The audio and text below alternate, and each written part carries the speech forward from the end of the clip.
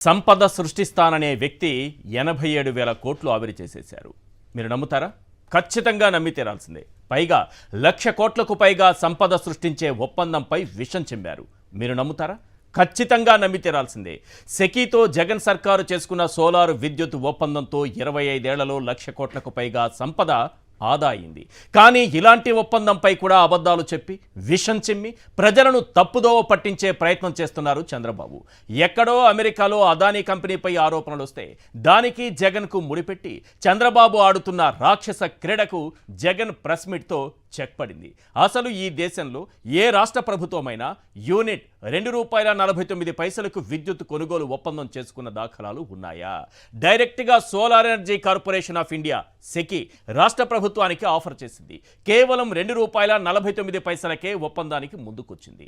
రాష్ట్ర ప్రభుత్వం అవలంబిస్తున్న విద్యుత్ విధానాలను ప్రశంసిస్తూ లేఖ రాసింది. పైగా ISTS ఛార్జీలు కూడా మినహాయింపిస్తూ భారీ ఆఫర్ ఇచ్చింది. ఇంత మంచి ఆఫర్ను ఎవరైనా తిరస్కరిస్తారా? జగన్ సర్కారు ఒప్పందం చేసుకుంది. 25 ఏళ్లలో 1,00,000 కోట్లకు పైగా ఆదా అయ్యే గొప్ప ఒప్పందాన్ని అమల్లోకి తెచ్చింది. చంద్రబాబు విజన్ అంటారే కానీ రాష్ట్రాన్ని ముంచేయడం తప్ప ఆయనకు ఇంకేమీ తెలియదు. ఆయన గారు చేసుకున్న ఒప్పందాలు చూస్తే దిమ్మ తిరిగి మైండ్ బ్లాంక్ అవ్వాల్సిందే.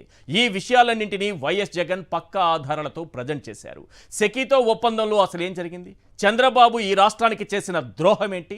PPAల పేరుతో బాబు నాడు దోచేసిందంతా అసలు అదానికి జగన్ సర్కారుకు మధ్య ఏదైనా ఒప్పందం ఉందా?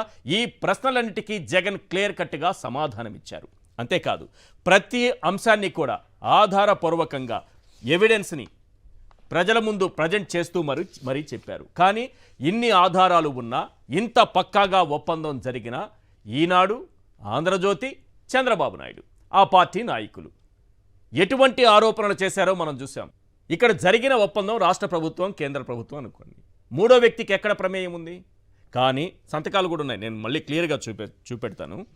ఈ విధంగా ఒప్పందాలు అసలు చంద్రబాబు నాయుడు గారు చేసుకున్నటువంటి ఒప్పందాలు యూనిట్ ఎంత కొన్నారనేది కూడా కాసేపట్లో ప్రజెంట్ చేస్తాను.